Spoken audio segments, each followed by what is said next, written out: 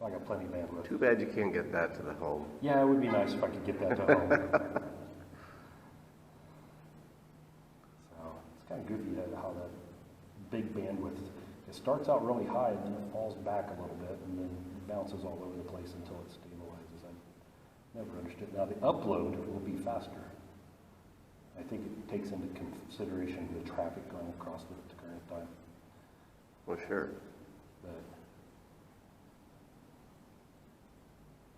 And the same fiber feeding. yep. Any fiber to the home customers or not?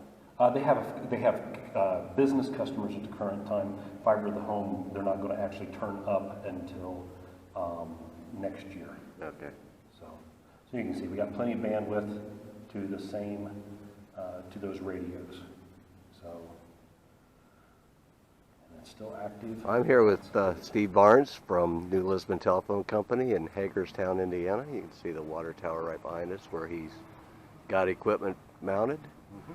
Steve, I've known you a long time. Yep. In fact, maybe I helped get you in this That's right. funny little business. What year was that? 2006. 2006. Yep, so 10 years ago. Okay. And you've been a WISPA board member? Been a WISPA board member and Thank you for done all kinds of stuff. So yeah.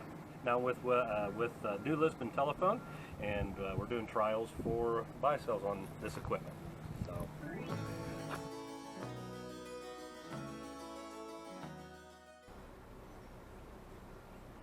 Okay, about 45 degrees off of the side or the center. Yeah, probably.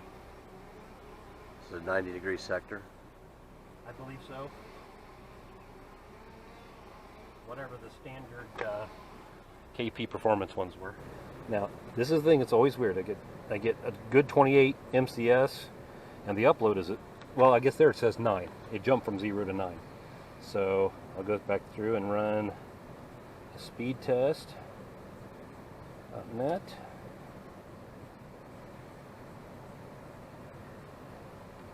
Let's go to Or maybe an eighth of a mile away.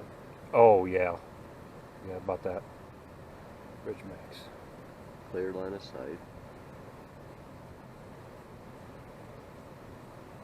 Ping times 10, as I said earlier, we're kind of on the edge of the sector beam width.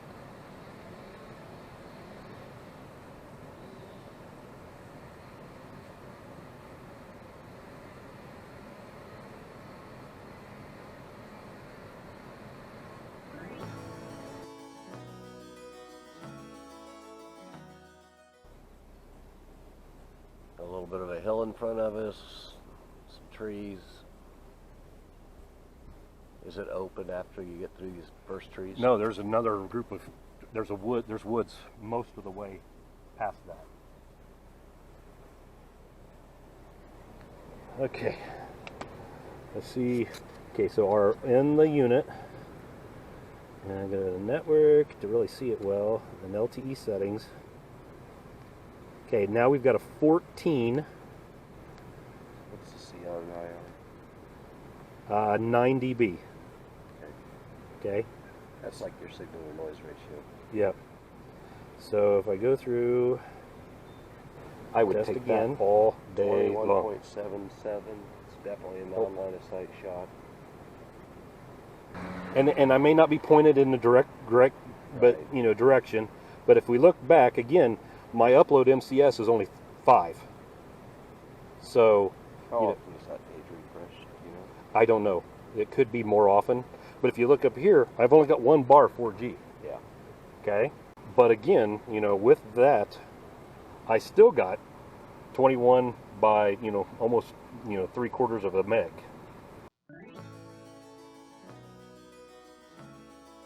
Big woods about a 1/4 mile away. Another one about a 1/2 mile away. Up on hills, it looks like. Non-line of sight. Good we got grief. Hmm. Wow. And it jumps, sometimes it jumps like that. It stabilizes, it's like it maybe loses for a second. We don't know whether you're pointed at the tower. Exactly, yeah, you know, it's really hard to know. You're just holding the antenna. I'm just holding the antenna, might be getting some reflection off the roof.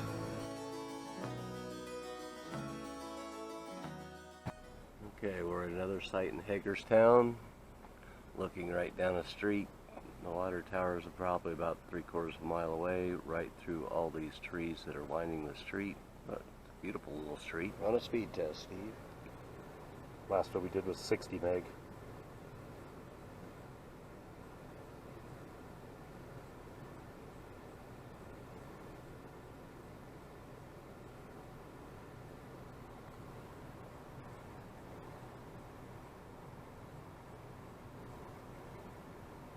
Looking 4 by 2.67. Go back to the router and look at the Down the CINR. 23. Pretty good. yeah, shooting down that street. I think that's excellent. We do that an awful lot because you get it up above there, there's just that much additional wind. Okay. So, but again, it's shooting right into that tree. And we're a mile? 3/4 of a mile. So, Right through that big tree. yep. If the tree wasn't there, could you see the water tower? No. Because of the woods behind it? Yep. Okay. So, yeah, it's Get where I'm not looking at the suns. There's the 19.5 CPE mounted.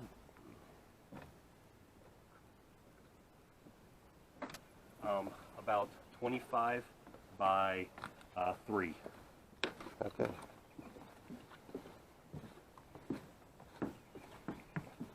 And you got a test computer here that you can log into, you said? Yeah, it's got a room. We've got Team Viewer on it, so we can access it all the time from the office. And he tests it 3 or 4 times a day usually, and then tests it every evening when he's home. He's been watching movies and everything else, so does fine. You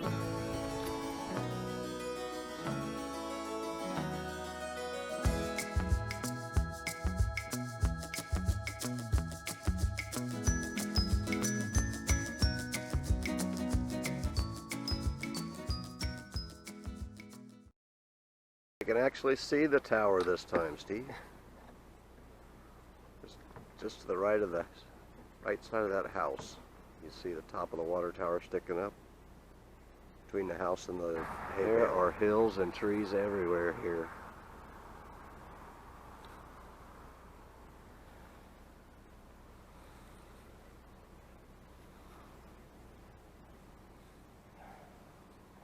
It's the interesting part, the 4G bar still shows, and we only got 2 bars. And we've got a 28 by 8. Go down to CINR.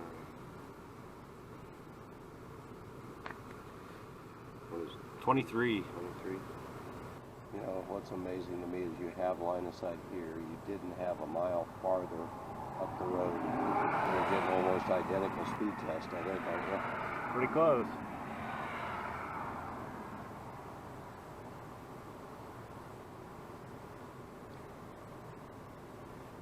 Which is amazing to me that not so much Right. the result here, but the result where you had non-line of sight. Right. That's what's amazing. Yeah. And again, you get the same, 40 millisecond ping, almost everything. So, yeah, very, very usable network. Good So stuff. we just went out and we did some tests around the area, Right. and you'll see as we drive around and some of the different areas. This is a rolling topology, 60 miles east of Indianapolis. Lots of trees. We're in town right now, but when we get out in the country, there's very few places where you can actually see the tower. Yeah. Even in town, it's hard to see the tower. Yeah. So what was your impression of the test that we did today? I think the big thing is that I'm really amazed with the non-line of sight.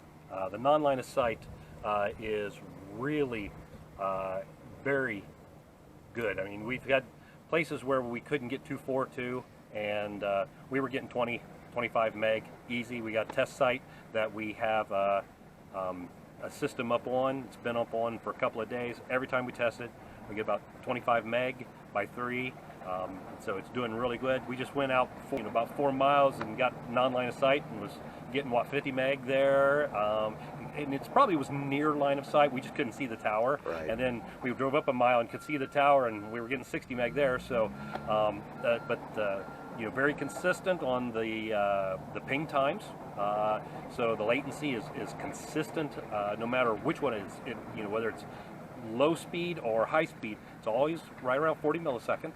And so I think it's just part of the LTE, but system seems to be working very well. Can you do that with any other wireless gear that you've seen? No. If you were on 5.8 or anything like that, most of the places that we tested, we would have zero signal at all if we could get connected to the tower. So this is obviously the 365 frequency, and you correct. have to have a license for that now. Yes. But with the new CBRS rules coming out next year, what's your company? How are you looking at those rules and participating in the auction? Right, and we've discussed that. We're going to decide how much we can ask for our board of directors before we can ask money to go through and get different. I mean, it's going to be hard since it's per track, per census tract. So in this area, we got lots of census tracts, just like everybody does. And if we pick it up for a couple $100 census tract, that's one thing. If it's a couple thousand, then that's going to be really hard to go through and do that, since we cover 3.5, 4 county area. So but we've got areas that we don't have a lot of problem with 5.8. But these areas like down here where there's a lot of trees, this is the prime location for 365 and some Baicells equipment. And your company rolls out fiber as well? Yep, we have fiber to the home? Fiber to home. We've got some fiber to the home. We've got fiber to the business. We're trying to get most of our main towers. This tower has fiber at it. So we're trying to get as much fiber out there as we can. But this is definitely an entry point. We're going to try to go up in cities before we build. Actually, Hagerstown is one that we're going to be going fiber to the home in, and eventually, and but that's 2 to 3 years away before we can get it covered. So why not cover them with a 365 that we can get 25, 50 meg to the customer? Yeah. That gives us an area that when you have customers that that you can get with the wireless, then when you get opportunity to get fiber to them, well, then roll that, take that equipment, move it someplace else. Exactly. And it also gives you an idea of where your customers, really are.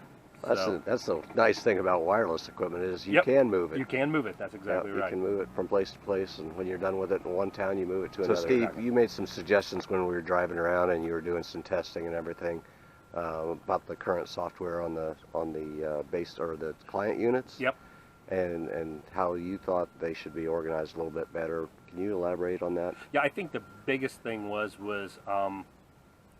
when the base station or when the UE comes up, right there on that main screen, we really need to have all the alignment and the MCS, the CNR, all those things right there on that main screen. And there's a bunch of spaces between things now. Get rid of all the spaces, compress it all. The CPU of the UE, put that at the bottom. I don't care about that. All those other kinds of things, they can be down someplace else that I have to scroll down to get them. But I want to see there at the top of the screen, I want to see what the signal quality is. A bar graph would be a lot easier than numbers trying to know what's good. If we know that a 28's the top end, make that green, and move it down a little bit. That doesn't take usually a lot of programming, make that happen. But get all that main information on that first information screen. We don't really care about the rest of it. We'll go find the network information. We'll go find all those other things. But that information of what the signal quality needs to be the top priority on that screen.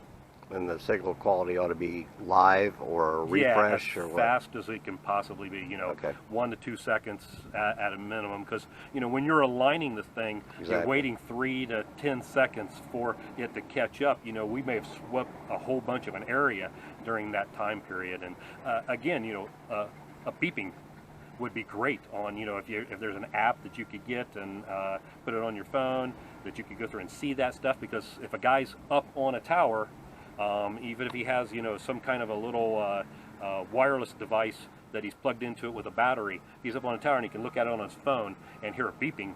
You know, leave it in his pocket and hear beep beep beep beep beep beep beep beep beep beep beep beep beep. You know, it would be a lot more handy for that kind of stuff. And that's more of an app situation. I understand that, but those kinds of things would really help. Okay, well, thank you very much, Steve. It's been a joy being down here with you today. Sure. It's a beautiful day here in Indiana. Yeah, it was a beautiful day. And when we were in the water tower, it wasn't too hot. No, it wasn't. So, some days it's smoldering. Yeah. so good luck with your other installations that you got coming up, and keep us posted on the testing, and hopefully we can get you to order some more equipment here. There you shortly. go. All right. Thank you. Thank you.